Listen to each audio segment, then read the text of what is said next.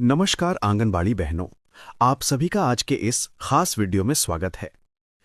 Retirement पर मिलने वाले पैसों को लेकर एक ऐसी बड़ी खबर आई है जिसे सुनकर शायद आपको यकीन ना हो। पहले आप सभी सेविकाओं सहायिकाओं से ये रिक्वेस्ट है कि जितना हो सके इस वीडियो को लाइक जरूर कीजिएगा।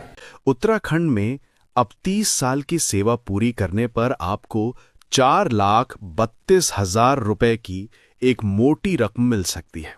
लेकिन ठहरिए, क्या ये पैसा हर किसी को मिलेगा? क्या इसके पीछे कुछ शर्तें भी हैं? और इस खबर में कितनी सच्चाई है? इस योजना की पूरी हकीकत और इसमें छिपी शर्तों को समझना आपके लिए बहुत जरूरी है। वीडियो को आखिर तक जरूर देखिएगा ताकि आपसे कोई भी जरूरी बात छूट न जाए और आप तक पूरी जानकारी पहुंचे। बहनों, आप सब अपनी पूरी जिंदगी बच्चों और महिलाओं की सेहत और पोषण के लिए लगा देती हैं, लेकिन आपके मन में हमेशा एक सवाल रहता होगा कि जब आप रिटायर होंगी तो आपका भविष्य कैसा होगा? कि आपको इतनी रकम मिलेगी जिससे आप अपना बुढ़ापा बिना किसी फिक्र के गुजार सकें? इसी चिंता को दूर करने के लिए उत्तराखंड सरकार एक बड़ा कदम उठाने जा रही है। महिला सशक्तिकरण एवं बाल विकास विभाग ने एक नया प्रस्ताव तैयार किया है जो अगर मंजूर हो गया तो आंगनबाड़ी कार्यकर्ताओं और सहायिकाओं की रिटायरमेंट की पूरी तस्वीर ही बदल देगा। आज हम इसी प्रस्ताव का पूरा एनालिसिस करेंगे। हम जानेंगे कि यह प्रस्ताव क्या है, इसमें कितने पैसे का वादा है और सबसे जरूरी इसके पीछे की शर्तें क्या-क्या हैं। चलिए अब सीधे खबर पर आते हैं। और हाँ, ये सिर्फ कोई अफवाह नहीं है। अमर उजाला जैसे बड़े अखबारों ने इस खबर को प्रमुखता से छापा है। ये देखिए अखबार की कटिंग, जिसमें साफ साफ लिखा है कि महिला सशक्तिकरण एवं बाल विकास विभाग ने रिटायरमेंट पर मिलने वाली एक मुश्त राशि को बढ़ाने का प्रस्ताव तैयार कर लिया है। खबरों के मुताबिक इस प्रस्ताव पर महिला सशक्तिकरण एवं बाल विकास मंत्री रेखा आर्या की अगुवाई में 2 बार बैठकें भी हो चुकी हैं। विभाग के निदेशक बीएल राणा ने भी इस बात की पुष्टि की है कि कार्यकर्ताओं की लंबे समय से चली आ रही मांग को देखते हुए ही ये प्रस्ताव बनाया गया है। इसका मतलब साफ है कि ये सिर्फ हवाई बात नहीं बल्कि एक ठोस सरकारी प्रस्ताव है जिस पर काम चल रहा है। ये प्रस्ताव प्रदेश की करीब 38,000 आंगनबाड़ी कार्यकर्ताओं और सहायिकाओं के भविष्य से जुड़ा हुआ है। पहले आप सभी सेविकाओं सहायिकाओं से ये रिक्वेस्ट है कि जितना हो सके इस वीडियो को लाइक जरूर कीजिएगा। अब आते हैं सबसे बड़े सवाल पर कि अगर यह प्रस्ताव पास हुआ तो किसे कितना पैसा मिलेगा। विभाग ने मिलने वाली रकम को आपकी नौकरी की अवधि के हिसाब से बांटा है, जो एक बहुत बड़ा बदलाव है। पहले की व्यवस्था को समझिए। अभी तक रिटायरमेंट पर सिर्फ 46,540 रुपए जैसी मामूली रकम मिलती थी, जो आज की महंगाई में कुछ भी नहीं है। लंबे समय से इसे बढ़ाने की मांग चल रही थी। अब देखिए नए प्रस्ताव में क्या खास है। कम से कम राशि। प्रस्ताव में सबसे पहली और अच्छी बात यह है कि रिटायरमेंट पर मिलने वाली राशि को कम से कम 1,00,000 रुपए किया जाएगा। यानी जो रकम पहले 50,000 से भी कम थी वो सीधे डबल से भी ज्यादा हो जाएगी। 10 साल की सेवा पर जिन कार्यकर्ताओं ने विभाग में 10 साल की नौकरी पूरी कर ली है उन्हें रिटायरमेंट पर 1,62,000 रुपए की एक मुश्त राशि देने का प्रस्ताव है। और 30 साल की सेवा पर सबसे बड़ी घोषणा, जिन बहनों ने अपनी जिंदगी के 30 साल इस सेवा में दिए हैं उन्हें रिटायरमेंट पर 4,32,000 रुपए की सम्मानजनक राशि देने का प्रस्ताव है। सोचिए कितना बड़ा फर्क है। कहां 46,000 रुपए और कहां 4,32,000 रुपए। यह पैसा आपके बुढ़ापे का एक मजबूत सहारा बन सकता है जिससे आप सम्मान से अपनी जिंदगी जी सकेंगे। बहनों, ये 4,32,000 रुपए की बात सुनने में जितनी अच्छी लगती है उतनी ही जरूरी इसकी शर्तों को समझना भी है, क्योंकि कोई भी योजना बिना शर्तों की नहीं आती। इस बड़ी रकम के लिए फंड कहां से आएगा? इसके लिए विभाग ने एक प्लान बनाया है जिसमें आपका भी योगदान शामिल होगा।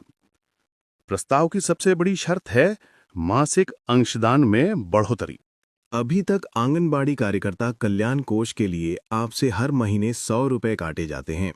नए प्रस्ताव के मुताबिक इस मासिक अंशदान को बढ़ाकर 300 रुपए करने का प्लान है। यानी आपके मानदेय से हर महीने 200 रुपए ज्यादा कटेंगे। यही इस योजना का वो पहलू है जिसे लेकर कई सवाल भी उठ रहे हैं। विभाग का तर्क है कि इस बढ़े हुए अंशदान से ही कल्याण कोष मजबूत होगा और रिटायरमेंट पर इतनी बड़ी राशि देना मुमकिन हो पाएगा। इस योजना को लागू करने के लिए विभाग ने राज्य सरकार से 25 करोड़ रुपए की अतिरिक्त मांग का भी प्रस्ताव भेजा है। खंड 4, संघ का क्या कहना है? एक संतुलित नजरिया। जब ये प्रस्ताव सामने आया तो आंगनबाड़ी कर्मचारी संघों ने भी इस पर अपनी बात रखी है। उनका पक्ष जानना भी बहुत जरूरी है ताकि हमें पूरी तस्वीर साफ हो सके। कई कर्मचारी संघों का कहना है कि वे अंशदान को 100 रुपए से बढ़ाकर 300 रुपए करने के पक्ष में तब तक नहीं है जब तक कि सरकार मानदेय में एक सम्मानजनक बढ़ोतरी नहीं करती। उनका तर्क बिल्कुल सीधा और जायज है। उत्तराखंड में आंगनबाड़ी कार्यकर्ताओं का मानदेय पहले से ही काफी कम है। ऐसे भी बिना सैलरी बढ़ाए अगर हर महीने 200 रुपए और काट लिए जाएंगे तो उन पर आर्थिक बोझ और बढ़ जाएगा। यह एक वाजिब मांग है। एक तरफ सरकार रिटायरमेंट के बाद का भविष्य सुरक्षित करना चाहती है, जो एक अच्छी बात है, लेकिन दूसरी तरफ आज की आर्थिक तंगी को भी नजरअंदाज नहीं किया जा सकता। संघ का कहना है पहले मानदेय बढ़ाएं, फिर अंशदान बढ़ाने पर सोचें। बहनों, इस पूरे मुद्दे पर आपकी क्या राय है?